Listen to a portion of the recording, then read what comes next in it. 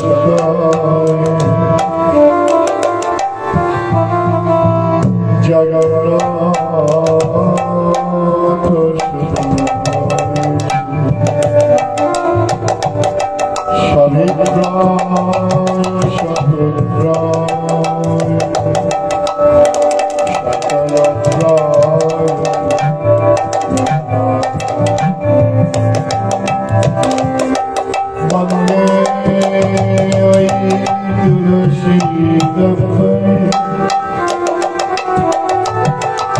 प्रिया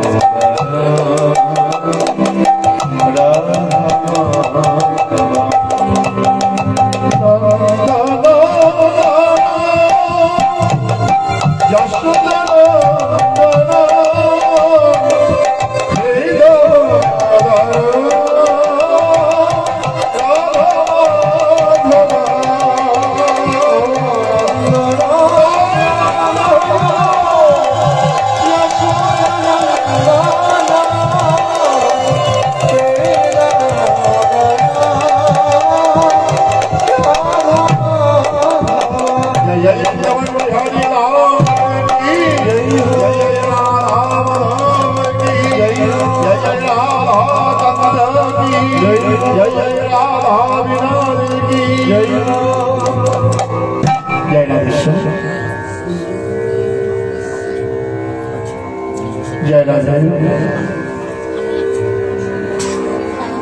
অপার করুণাময় গৌরসুন্দরী রসের কৃপায় আজকে আমরা সমাবেত হয়েছি এই দেখুন বাবা, ঈশ্বরের অশেষ কৃপা নামে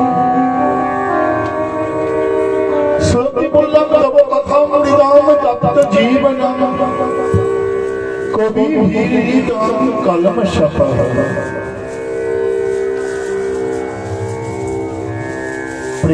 মহারাজকে সুখদেব গোস্বামী শ্রীপাদ এই শ্লোকটি বলছেন, তব কথামৃতম তপ্ত জীবনম। হে সুখদেব গোস্বামী চরণ বলছেন গোপী গীতে, সখীরা বলছেন গোবিন্দকে, তব কথামৃতম তপ্ত জীবনম, তোমার কথা অমৃতা তাপিত জনের প্রাণকে শীতল করে। কবি ভীরিতম কলম শপথ, কবিদের দ্বারা প্রশংসিত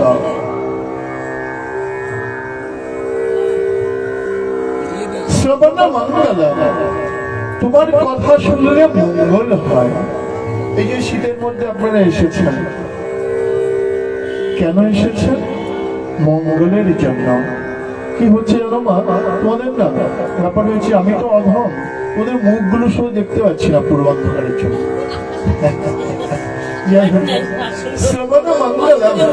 তোমার কথা শুনলে মঙ্গল হয়। আর কি হয় জানো? কলমশ পাহম, আমাদের হৃদয়ের মধ্যে সবার কলমশ পরিপূর্ণ। কলমশ বুঝো, পাপ রাশি অপরাধ আমাদের হৃদয়ের পরিপূর্ণ। বলছেন কৃষ্ণ নাম শ্রবণ করলে পাপরাশি দূরীভূত হয়।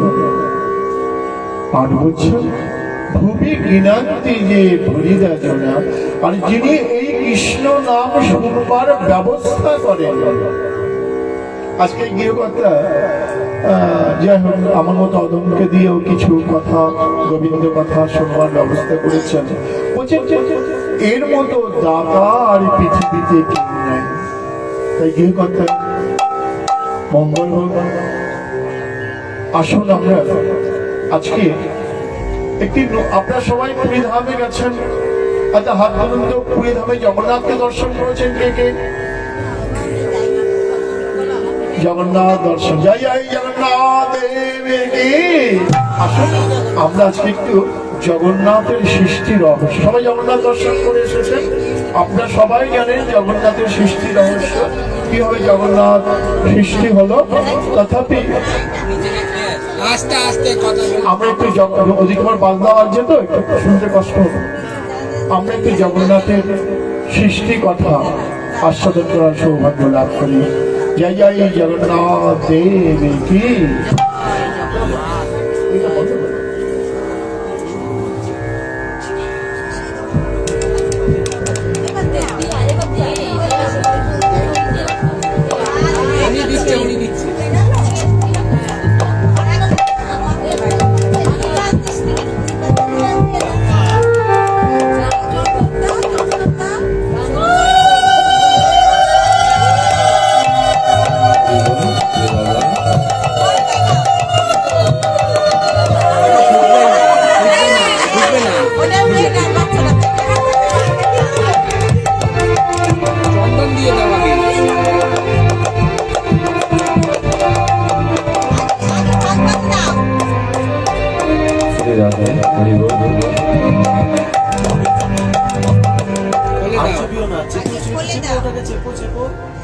বেশি জল তো জল খালি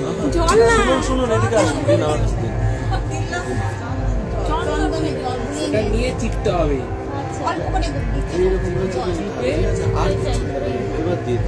আর চোবাবেন না এর মধ্যে।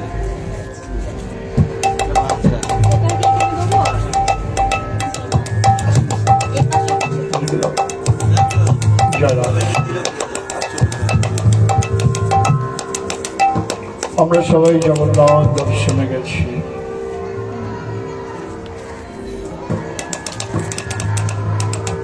সেই জগন্নাথের সৃষ্টি রহস্য সূর্যবংশী মর্যাদা পুরুষোত্তম শ্রী রামচন্দ্র খুব ধ্যান দিয়ে আসতো।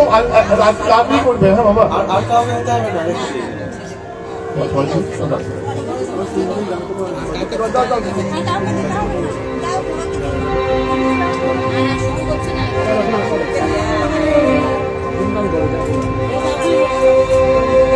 জয় রাধা মাধব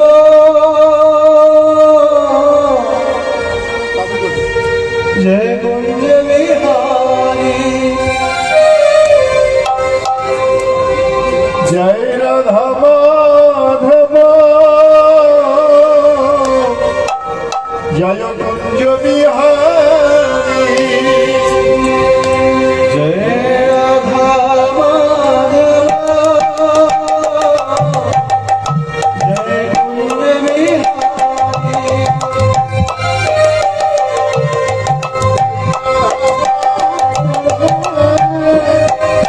বিহারী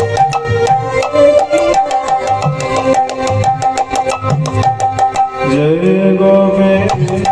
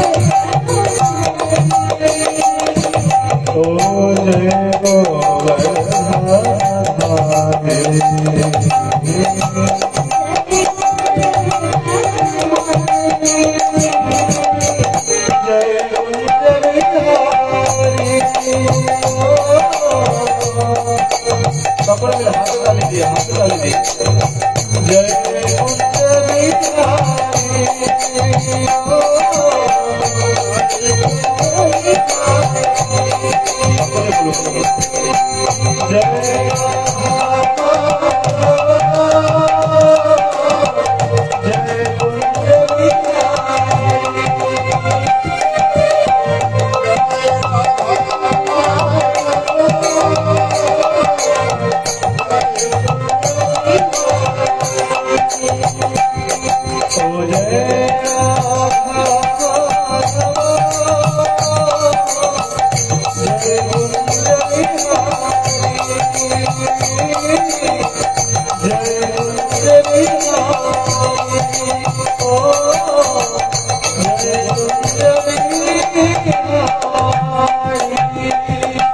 जय राधा माधव की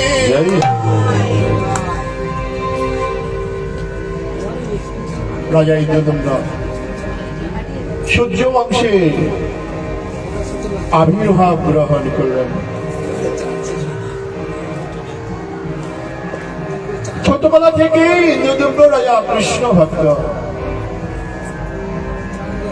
হা কৃষ্ণ প্রাণ কৃষ্ণ বলে চোখের জলে ভেসে যায়।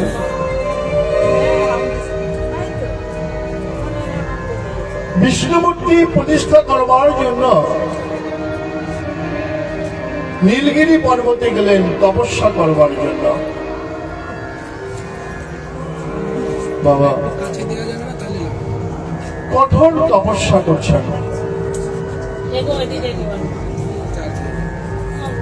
ব্রহ্মাকে ব্রহ্মা তপস্যায় সন্তুষ্ট হলেন।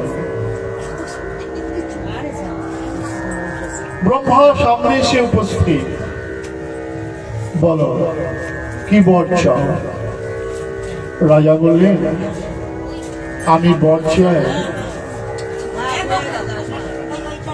এ বাবা, কথা বললে হবে না গো, নতুনত্ব জিনিস তো।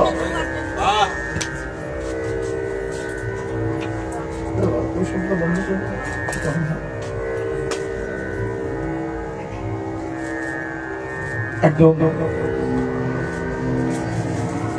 চারিদিকে প্রচন্ড শব্দ আসছে, গানটা খুব ডিস্টার্ব করছে, খুব জোরে চালিয়েছে। হ্যাঁ, জয় রাধেশ্যাম। যথারীতি ঠিক আছে, আমরা আমাদের মধ্যে আস্বাদন করি।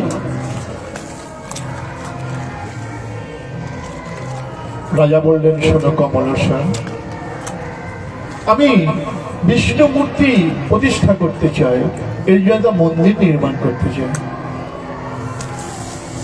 ব্রহ্মা বললেন ঠিক আছে, তুমি মন্দির নির্মাণ করো। একটা সোনার মন্দির তৈরি করলেন ইন্দ্রদম্ন রাজা। কিন্তু জানো বাবা, সমুদ্রের ধারে সেই মন্দিরটা নির্মাণ করার জন্য সমুদ্র গর্ভে মন্দিরটা বিলীন হয়ে গেল। হাহাকার করছেন ইন্দ্রদম্ন রাজা, আবার তপস্যা করলেন। ব্রহ্মা এসেছে, বললেন তুমি এক কাজ করো, একটা রূপোর একটা রূপোর মন্দির নির্মাণ করো, দেখবে বিগ্রহ ঠিক প্রতিষ্ঠা হয়ে যাবে।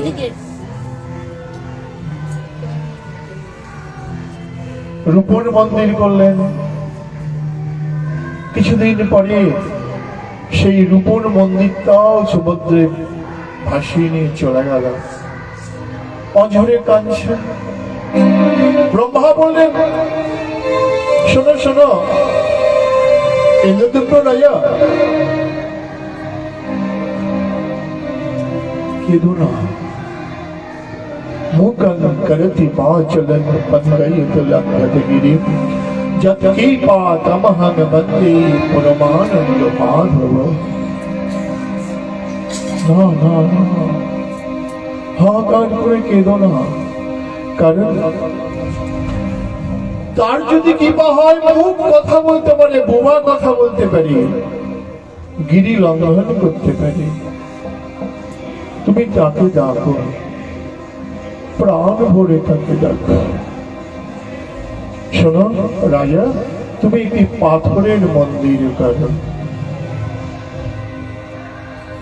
পাথরের মন্দির করেছেন, কিন্তু কি বিগ্রহ বসাবেন সেটা বুঝতে পারছেন না। আবার ব্রহ্মার তপস্যা করলেন। ব্রহ্মা আসলেন, বললেন তুমি তাকে স্মরণ করো, দেখবে একদিন না একদিন তোমার কাছে কৃপা করে বিগ্রহ আসবে। এদিকে বাবা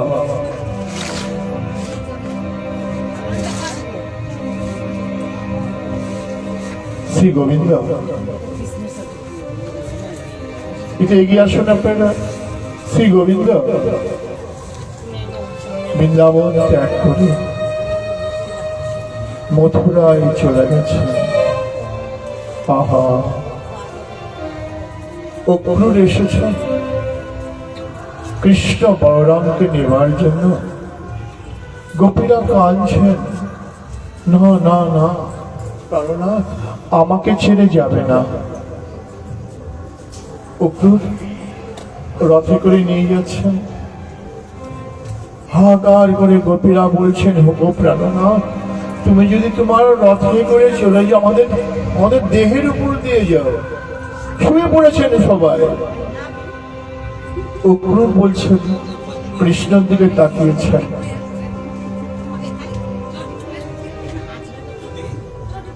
কথা বন্ধ। অক্রূর বলছেন, হে গোবিন্দ, আমি কেমন করে? গোবিন্দ বললেন, দাঁড়াও, আমি নামছি। গোবিন্দ নামলেন। হে গোপীরা,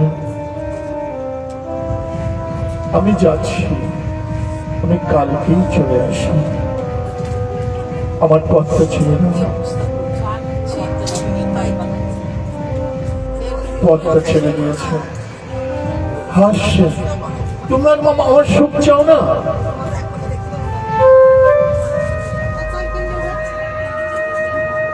রাধারানী বললেন, সখীরা শোন, আমার প্রাণনাথ যাতে সুখ হয় সেই ব্যবস্থা করতে হবে। শোন, আমরা সবাই হাসবো। হ্যাঁ, যখন প্রাণনাথ যাবে না, আমরা সবাই হাসবো। সখীরা হাসছে। কেমন হাসি জানো? চোখের জলে বদনটা ভেসে যাচ্ছে, কিন্তু হা হা শব্দটা করছে। গোবিন্দ তাকালেন সখীদের দিকে। গোবিন্দ বুঝতে পারছেন কি কষ্ট পাচ্ছে আজকে ব্রজগোপীরা। বৃন্দাবন ত্যাগ করে ব্রজেন্দ্র নন্দন কৃষ্ণ ব্রজবিহারী মথুরায় চললেন।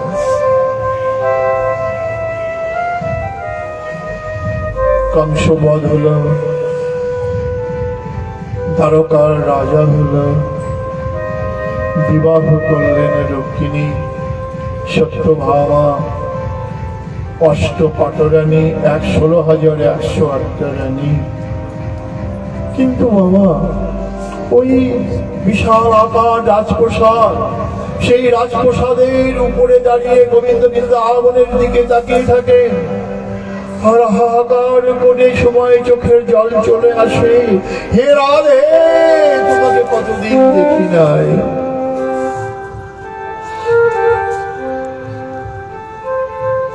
এটা হচ্ছে বৃন্দাবন প্রেম।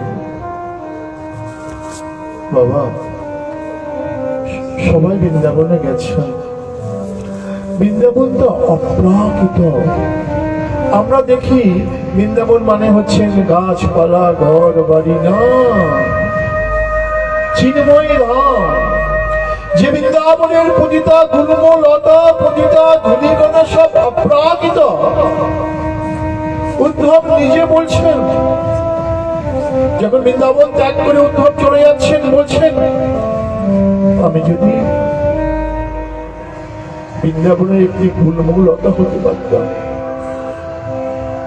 কিন্তু বৃন্দাবনের রজত আমি ভাবতে পারতাম, আমার জীবনটা ধন্য হতো। আমার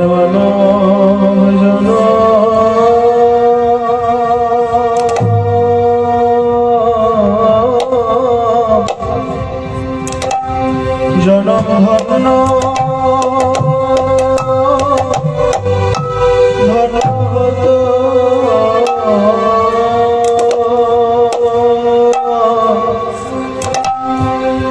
রাধে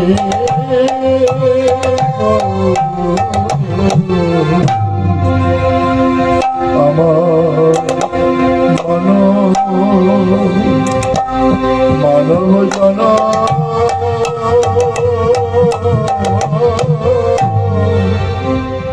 ধন্য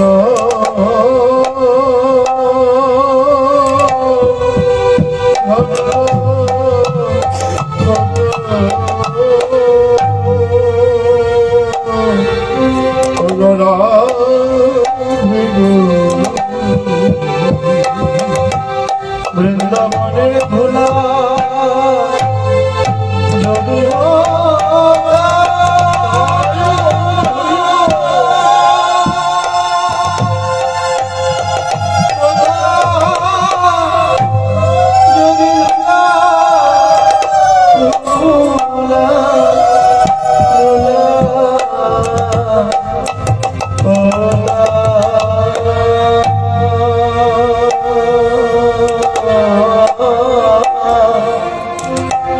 আমার মন জন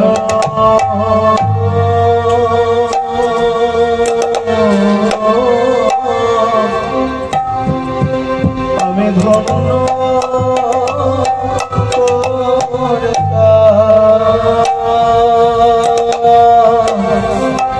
ওগরা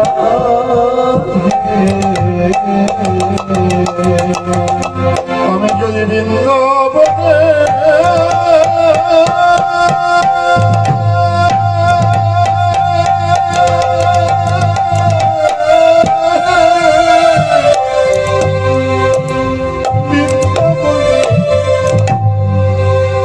গোলমালতা হতা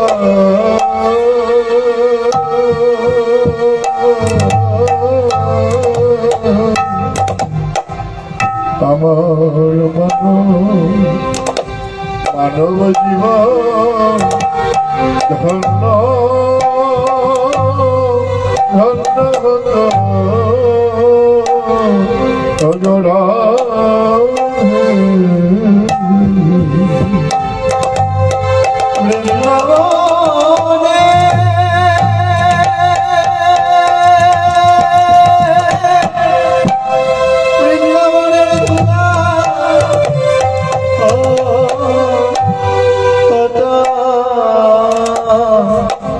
বদনে জয় ধুলাই রাধে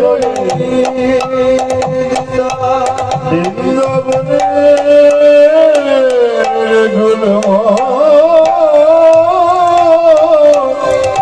গুলমলতা গোতা বৃন্দাবনের ধুলাই গলা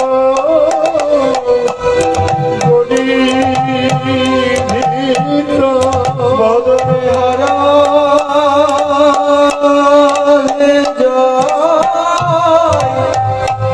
রাধে বলে ওই ব্রজে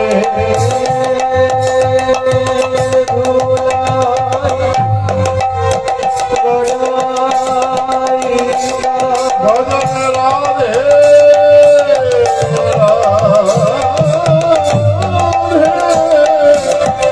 রাধে বলে ওই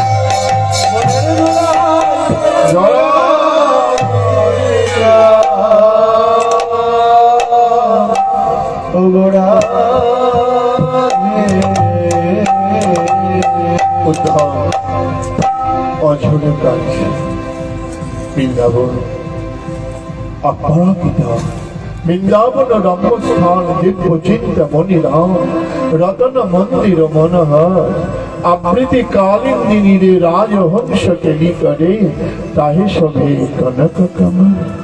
রতন ঠাকুর বৃন্দাবনের মহিমা বলছেন। সেই বৃন্দাবনের দিকে তাকিয়ে গোবিন্দ আমার চিন্তা করেন, আহা, জানি না আমার নন্দ বাবা কেমন আছে, জানি না আমার মা যশোদা কেমন আছে, জানি না ব্রজ সুন্দরীরা কেমন আছে, জানি না আমার প্রাণময়ী রাধা রানী কেমন আছে। বাবা এই কথা চিন্তা করতে করতে পাটতলে থেকে নিচেই নেমেছেন, শয়ন করেছেন। পাশে রুক্মিণী দেবী শয়ন করে আছেন। ঘুমের ঘোরে গোবিন্দ রাধে রাধে রাধে বলছেন। সকালবেলা হয়েছে,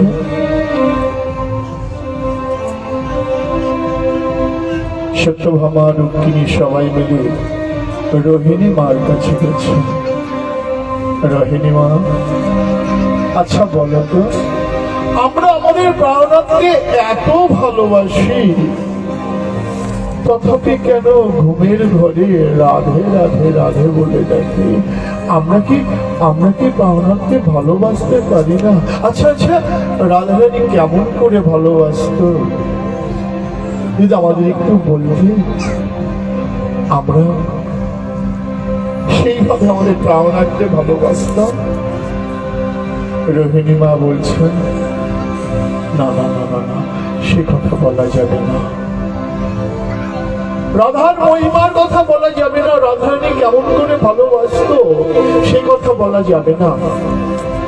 না না না, রুক্মিণী জোর করছেন, তোমাকে বলতেই হবে, বলতেই হবে। আমরা পাশে শুয়ে থাকি আর ওই বৃন্দাবনের গোয়ালিনী গুলোর নাম করে তারা কেমন করে ভালোবাসতো আমরা জানতে ইচ্ছা প্রকাশ করি। ও খুব জোর করছো না? ঠিক আছে, শোনো, আমি একটা ঘরের মধ্যে দরজা বন্ধ করে রাধার কথা বলবো, কিন্তু খুব সাবধান যেন কানাই বলাইয়ের কানে না যায়। দরজাটা বন্ধ করে রাখবে আর দরজায় একজন দ্বাররক্ষী থাকবে, ঠিক আছে? দরজা বন্ধ করা হয়েছে, দ্বাররক্ষী রাখা হয়েছে কাকে? সুভদ্রাকে। কৃষ্ণের মানে রাধারানীর কথা ঘরের মধ্যে বসে বসে রোহিণী মা বলছেন। শব্দ ব্রহ্ম, শব্দটা দেখুন কোথায় বাজনাটা বাজছে, আমরা শুনতে পাচ্ছি। শব্দ ব্রহ্ম চলে আসছেন হাওয়ায়। রাধারানীর সেই মহিমার কথা গোবিন্দের কানে প্রবেশ করেছে। যেই না প্রবেশ করেছেন, রাধার মহিমা বাবা বলছেন, রাধা নাম কেমন যেন, বলছেন একবার যদি কেউ রা উচ্চারণ করে, গোবিন্দ চিন্তা করেন কে রা উচ্চারণ করলো। আর যদি একবার কেউ মদন ভরে রাধা উচ্চারণ করে, গোবিন্দ তাকে কৃপা করবার জন্য ছুটে আসেন। বলো না গো সবাই মিলে, রাধা রাধা রাধা। দেখবে গোবিন্দ জানো মা, রাধারানীর মহিমা, রাধা নামের কি মহিমা শুনবে? সত্য করে বলি, একটা ছোট্ট ছেলে ভগবানকে মানে না, বললেন বাবা নাস্তিক, বাড়িতে গোসাই এসেছেন, মা বাবা গিয়ে বলছেন, দেখো দেখো আমার ছেলেটা ক্লাস 9 10-এ পড়ে বটে, কিন্তু ভগবানকে মানে না। ছেলেটাকে দেখেছেন, সাধু, বাবা তুই ভগবানকে মানিস না কেন? ছেলেটা বলছেন, রাধা রাধা বলে কি হবে, আমি এসব মানি না। ছেলেটা বলে চলে গেছেন।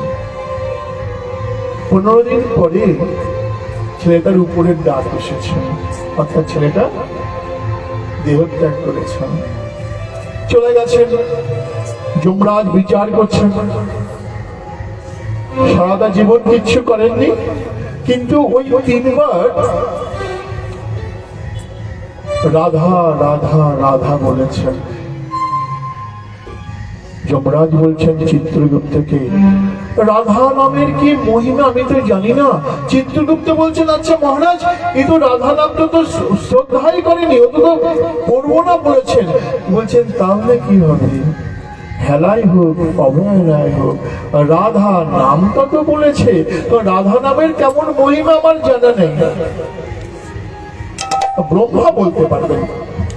ব্রহ্মার কাছে গিয়েছেন, ছেলেটা বলছেন আমি কিন্তু আমার কাঁধে চলে যাব, আমি হেঁটে যেতে পারবো না। যমরাজ কাঁধে করে নিয়ে যাচ্ছেন ব্রহ্মার কাছে। ব্রহ্মা চিন্তা করছেন ছেলেটা কত ভাগ্যবান গো, যমরাজের কাঁধে করে আসছেন। যমরাজ কি ব্যাপার? বলছেন জানো, এই ছেলেটা রাধা নাম বলেছেন 3 বার। রাধা নামের কি মহিমা আমি জানি না, যার জন্য আমি বলতে পারছি না। ব্রহ্মা বলছেন আমি তো রাধা নামের কি মহিমা সেটা জানি না, চলো শিবের কাছে যাই। শিবের কাছে গেছে, শিব বলছেন আমি জানি রাধা রাধা নামের কি মহিমা আমি জানি না, চলো আমরা গোবিন্দের কাছে যাই। গোবিন্দের কাছে নিয়ে গেছেন। গোবিন্দকে বলছেন প্রভু, রাধা নামের যে কি মহিমা আমার জানা নেই। গোবিন্দ বলছেন তোমরা বড় বোকা গো, রাধা নামের কি মহিমা বুঝতে পারলে না? ছেলেটা 3 বার রাধা নাম বলেছে বলে আমার কাছে আসতে পারলো, যে রাধা নাম করেছে আমার কাছে পৌঁছে যাই গো। সুতরাং তুমি প্রাণ করে একবার রাধা নাম বলতে পারো। আজ গোবিন্দ রাধা রাধা বলছেন।